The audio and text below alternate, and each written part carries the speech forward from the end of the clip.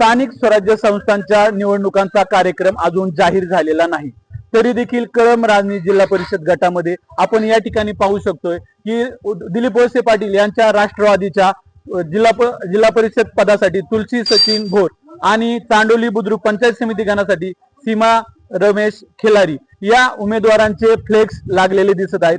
तसेच यासोबत लागलेले आहेत, मग ते या पक्षाचे असतील किंवा त्यांच्या समोरच्या पक्षाचे असतील। या ठिकाणी एक तरुण आहे, आपण त्याच्याकडून जाणून घेऊयात की तुमच्या गावात अशा प्रकारचे फ्लेक्स लागलेत, राष्ट्रवादीचे देखील लागलेत आणि यांच्या आघाडीचे देखील लागलेत, याविषयी तुमची काय प्रतिक्रिया आहे? आता आघाडीचं म्हणायला गेलं तर ही आघाडी आता नवीनच उदयास आलेली आहे, कारण हे उमेदवार हे पहिले जिल्हाध्यक्ष आहे शिंदे सेनेचे आणि आता त्यांचे मिसेस राष्ट्रवादी काँग्रेस शरदचंद्रजी पवार पक्ष या तुतारी चिन्हावर लढती आणि वरती फोटो शिंदे गटाचे।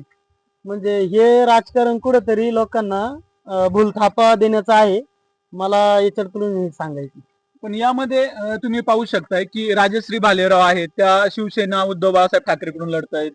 प्रियंका वाहक देखील आहेत की त्या राष्ट्रवादी शरद पवार गटाकडून लढतायत आणि प्रीतीताई तर राष्ट्रवादी काँग्रेस पक्षाकडूनच लढतायत। मला तेच सांगायचं की तुम्ही तुमच्या उमेदवार राष्ट्रवादी काँग्रेस पक्षाकडून उभे केलेत आणि तुम्ही अजूनही शिवसेना पक्षाचं काम करतात, त्याच्यामधून तुम्हाला लोकांना काय संदेश द्यायचा हे माहिती नाही।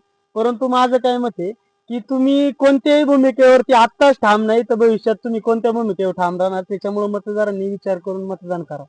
या ठिकाणी आपण पाहू शकतो काही युवक सांगतायत की तुम्ही तुमच्या भूमिकेवर ठाम राहून येणाऱ्या भविष्य काळामध्ये जिल्हा परिषद पंचायत समितीच्या उमेदवारांना मतदान करावे।